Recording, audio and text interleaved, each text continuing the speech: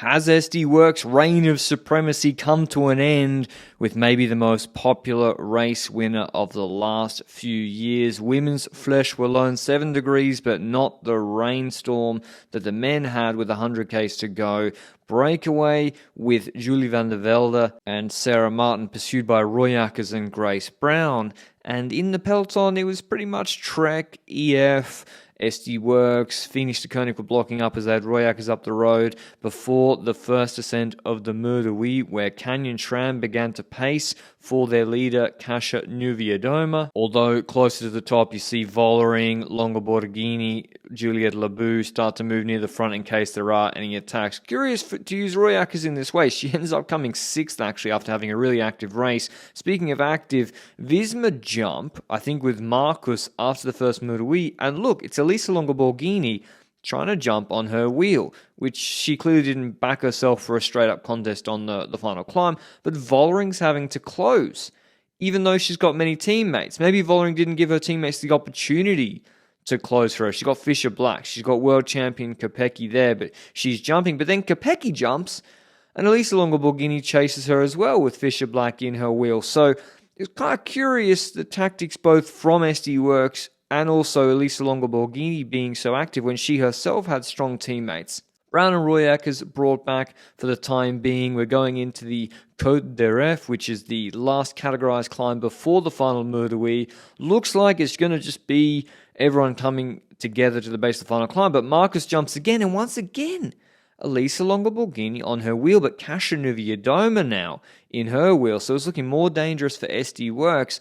But instead of pulling it back, Kopecky pulls for a little bit, tries to jump. Labou was pulling, but then Vollering once again tries to jump across. So it kind of worked for Elisa Longo Borghini and Niewiadoma, in that Vollering, despite having two teammates in that group, is jumping. With 13.5Ks to go across like a 2-3 second gap, having to spend a bullet maybe unnecessarily there. It all comes back together. The breakaway still got a little bit of a margin up the road with just Martin and Julie van der Velde, although van der Velde looked the strongest for AG Insurance. Royakkers tried to anticipate once again, and this is a really important part of this race. Fisher Black crashes on one of the uncategorized climbs, probably the last pure climbing domestique for Vollering, and at the same time, over the top of that, this is what I really don't get from Elisa Longo Borghini. She jumps after a Canyon Shram, I think Shabby, not Niewiadoma. Royakkers also, who'd just been dangling ahead,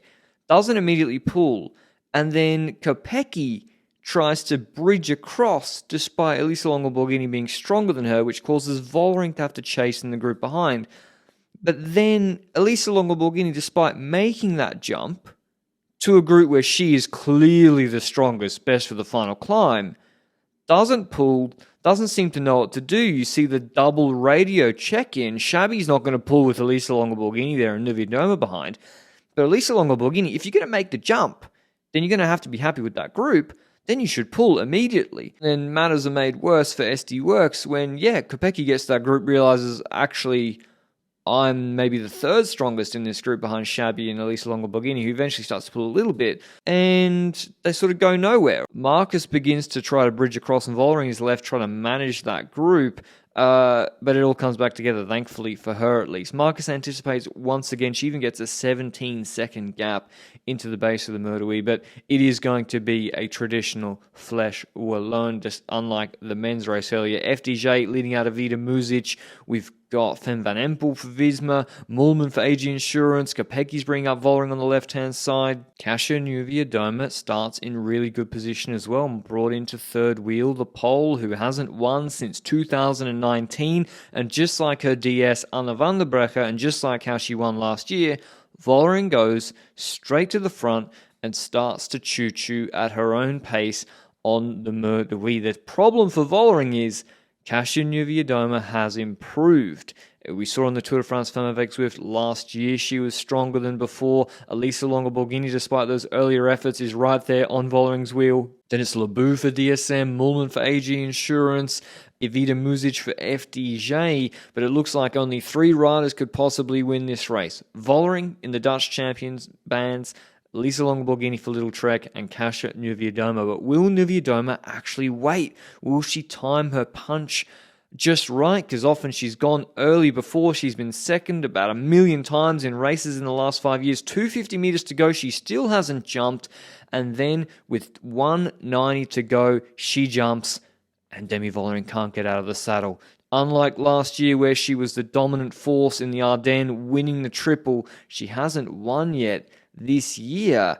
And when she can't get out of the saddle to respond to Niewiadoma's punch, it looks like the 5-year curse is going to be broken for the Canyon SRAM rider, with the team having improved a lot in the last 18 months as well, winning much more. And this, one of the biggest wins for the team in the last 5 or 7 years. Kasia Niewiadoma winning on top of Murderwee, beating Demi Vollering and SD Works, Elisa Longoborghini third. Everyone looking through their phones rather than actually watching the race. But look what it means to Niewiadoma. Super popular winner, especially for someone that's been so close so many times. Ahead of Vollering, then Longoborghini, Music Mulman, then Royakkers, Lebu, Fem Van Empel, Cavalli, and Sant Esteban. Here's what Niewiadoma had to say after the race. I really hope that with that victory, I inspired a lot of people who are pursuing their dreams for so long, because I've experienced a lot of failures, a lot of second, third places. So I never stopped believing that as a team we can win another race. So I do really hope that that race will inspire a lot of people to just keep believing, keep pursuing their dreams, because their reward is always there waiting for us. And explain us, this race was very intense with the finish, and the weather also, the conditions were very, very, very hard. Yeah, the race was super brutal, because as we started, it started to rain so hard and temperature dropped very low. But deep inside, I knew that this is my day. Somehow I just felt it, and to be honest, the weather conditions were kind of on my side, because I always benefit from hot races like this. So as a team, we just kept positive atmosphere, even though we were all shaking from the cold temperature. Everyone was there for each other, and my teammates were amazing, taking care of me, bringing me warm clothes so I could change and just remain focused on the final. What's on your mind when you see that you can beat Demi Vollering? To be honest, after Sunday, I was like, I'm not going to celebrate even a centimeter before the line. So I didn't want to waste energy looking around. I just gave my best, because I knew that that's all I want to do, just sprint for the victory. But I hope you enjoyed the video. Will Vollering and SD Works get it right for Liège-Bastogne-Liège this Sunday, or will Niewiadoma, will one bring 2? Maybe for her. Canyon SRAM will be hoping. I'll see you with the recap of that then. Ciao.